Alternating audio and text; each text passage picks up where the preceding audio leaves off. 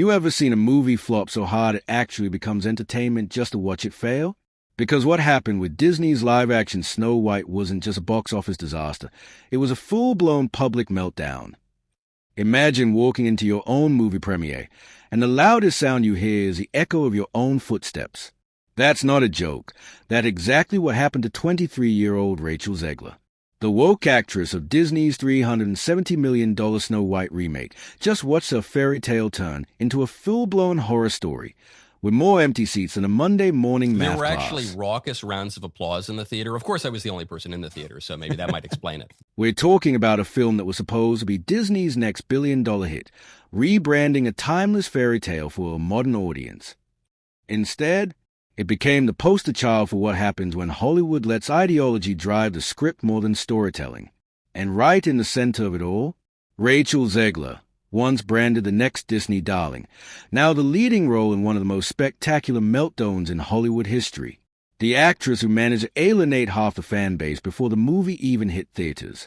From calling the original movie weird to mocking Prince Charming and beefing with her co-stars, Rachel didn't just spark controversy. She practically threw gasoline on it and lit a match.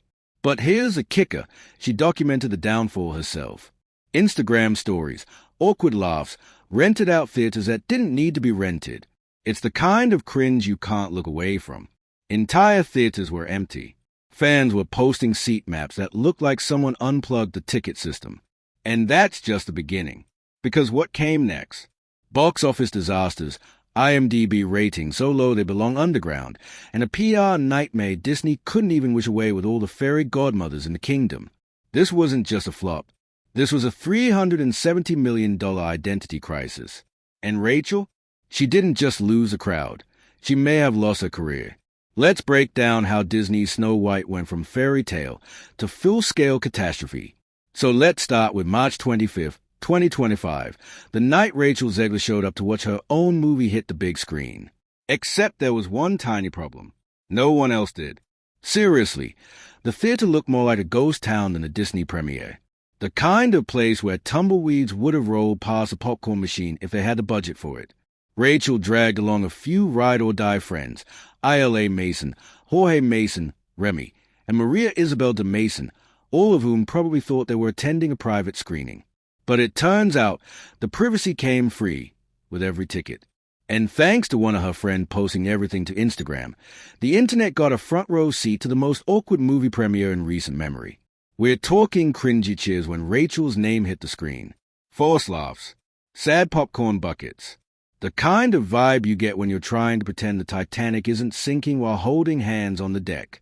And just to rub salt in the wound, they filmed themselves doing that 2 tickets please trend. When the Regal employee asked, "For which movie?" they panned to their Snow White souvenir cups like that was supposed to make it better. Please? For which movie?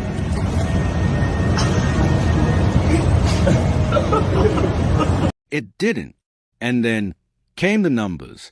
Thursday previews alone brought in just $3. 5 million. That's not a red flag. That's a 20-foot banner saying this ship is going down. Opening weekend, $43 million. For a movie with a $250+ million production budget before marketing. That's not just bad. That's someone getting fired in the Magic Kingdom bad. Compare that to The Little Mermaid remake, which pulled $95 million its first weekend. Or even Dumbo, which managed almost the same as Snow White on a fraction of the budget. Not only did Snow White bomb, it embarrassed itself on arrival. And if you're thinking, maybe it'll pick up in week 2. Nope. 66% drop. Gone. Vanished. Poof. The audience disappeared like a magic mirror that cracked under pressure.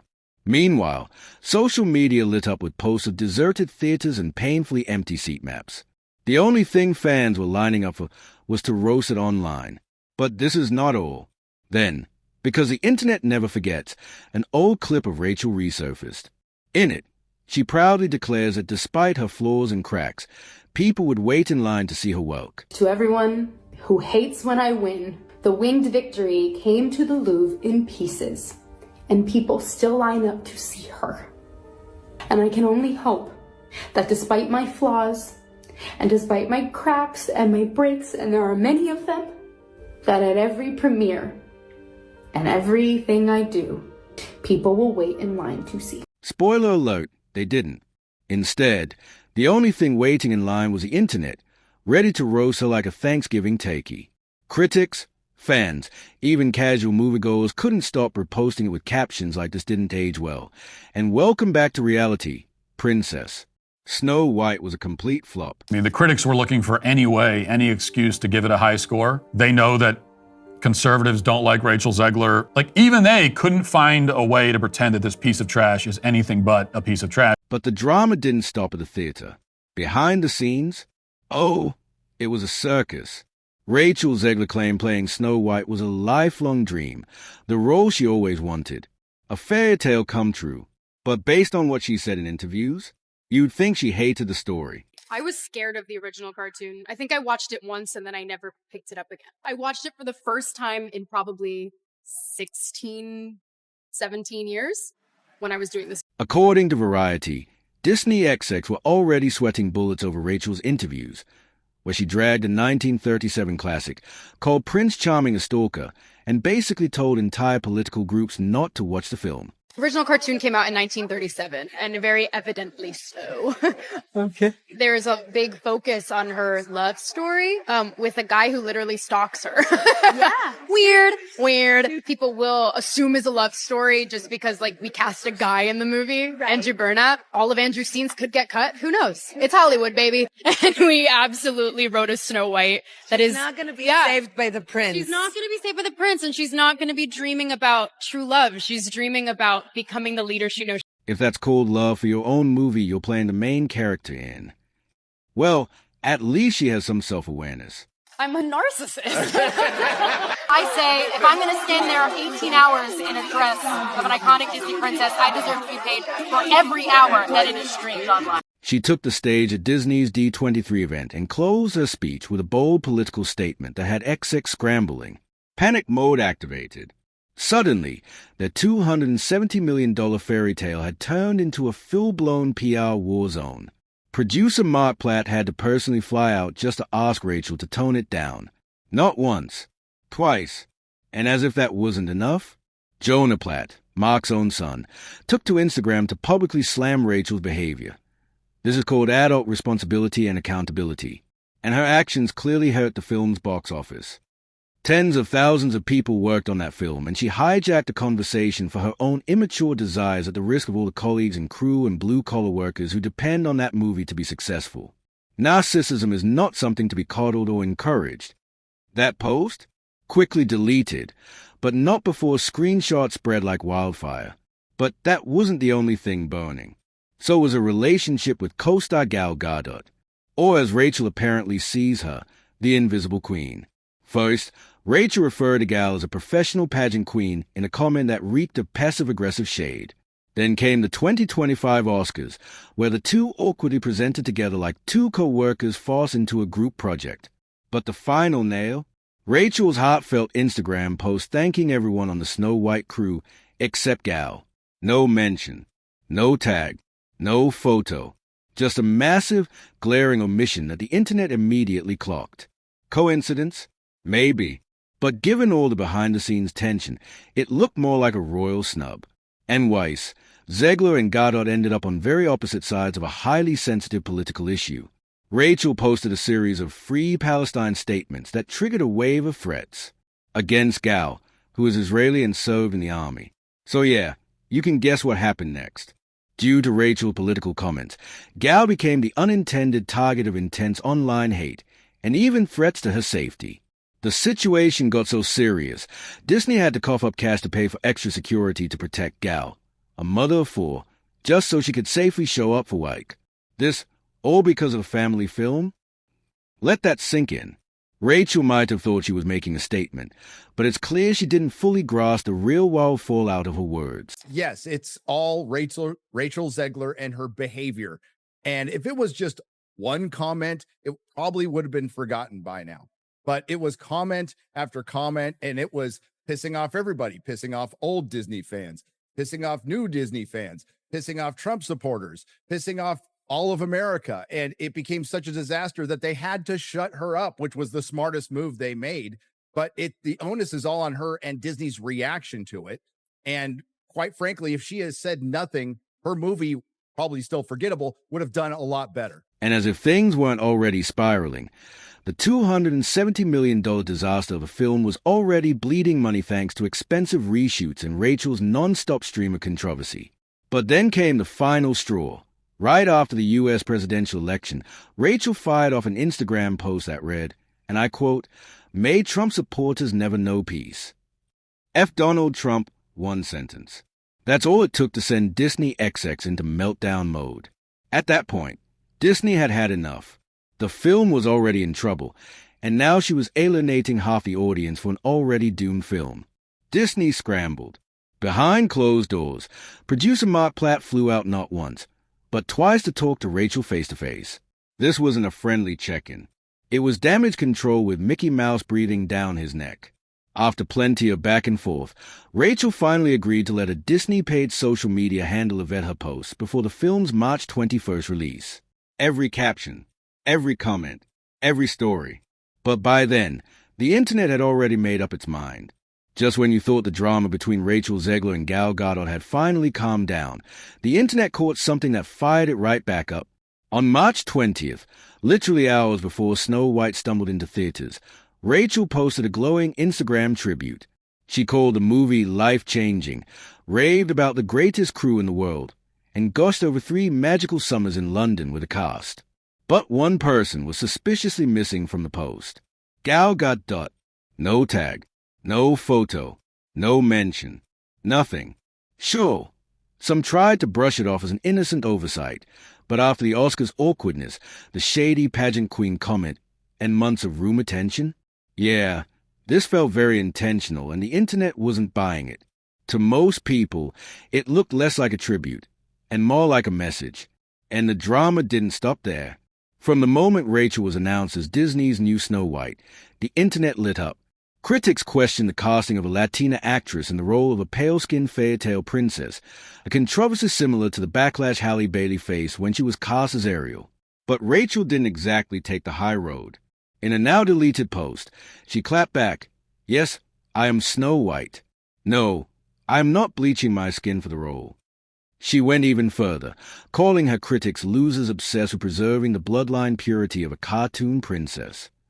Spoiler, that didn't calm things down. It poured gasoline on an already blazing fire. Even in a 2022 Variety interview with Andrew Garfield, Rachel acknowledged that her role as Snow White had made her a trending topic, not because of praise, but because of angry people online. And instead of de-escalating, she kept poking the bear.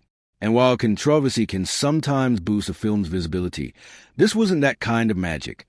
From day one, Rachel's Snow White has been fighting an uphill battle, and her own interviews didn't help. In one extra interview, she called the original 1937 storyline weird, mocking the central romance by saying, There's a big focus on her love story with a guy who literally stalks her. Yeah. Weird. Yeah, she said Prince Charming was a stalker. Sure, Disney had hinted at a more modern take, but Rachel's tone made it sound like she wasn't just reimagining the story. She was trashing it, and fans weren't having it. One viral post put it bluntly, if you hate the story so much, why take the role? And just when the drama seemed maxed out, surprise, it got worse, because the Snow White controversy wasn't just about casting. It also ignited a completely separate firestorm over the Seven Dwarfs. Back in 2022, Game of Thrones star Peter Dinklage blasted Disney during an episode of the WTF podcast. His take? Disney was patting itself on the back for casting a Latina actress, while still pushing what he called a backward story about 7 dwarfs living in a cave. You're progressive in one way, but you're still making that fucking backward story of 7 dwarves living in a cave. What the f*** are you doing, man? And just like that, the internet exploded again. Even Wee Man from Jackass joined in, slamming Disney for replacing dwarfs with CGI or generic magical creatures. So yeah, between the casting controversy, the script bashing, and the dwarf debate, this remake managed to offend pretty much everyone before a single ticket was sold. Some praised Dinklage and Wee Man for calling out Disney's selective progressivism. Others accused him of erasing opportunities for dwarf actors altogether. But one thing was clear. The debate was loud, heated, and impossible to ignore. And Disney took notice. The very next day, they released a statement saying they were taking a different approach to the Seven Dwarfs and had been consulting with members of the dwarfism community. Translation? They scrapped the original dwarfs altogether. And what did they replace them with? With CGI dwarfs, computer-generated imagery, and the reaction of the public? Brutal backlash. Fans took one look at the new characters and recoiled. The photorealistic animation looked stiff, unnatural, and totally lacked the charm of the originals.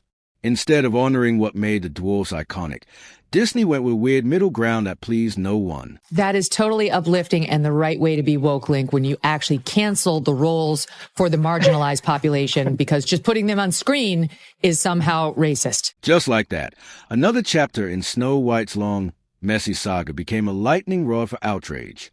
And at this point, with backlash piling up and the movie already bleeding money, Disney had a choice: roll out the red carpet or quietly sweep this disaster under it. They chose the latter. According to Variety, Disney scrapped their usual fanfare for a low-key daytime screening at the El Capitan Theatre on March 15th. No glitz, no buzz. Even the European premiere, normally held at London's iconic Leicester Square, was pushed into a random castle in northern Spain. No press circus, no spotlight, just a quiet shuffle to the exit. So what does that tell you? Lack of confidence? Fear of controversy? Or maybe a quiet admission that this film wasn't going to deliver anything close to what was promised? Because with a muted premiere, relentless online backlash, and a box office performance that's crashing harder than a flying carpet with no gas left, Snow White isn't just a fairy tale anymore. It's a cautionary tale. And now, as the dust finally settles, the real question is, how did Disney get it this wrong? Was it the script? The casting? The constant controversies? Or was it Rachel Zegler, the rising star who somehow managed to alienate fans, drag a beloved classic, feud with her co-star, and light the PR campaign on fire, all before premiere night? Because fairy tales, they don't always end with happily ever after. Especially in Hollywood. Let me know what you think in the comments. Was Snow White doomed from the start, or did the drama just bury it deep?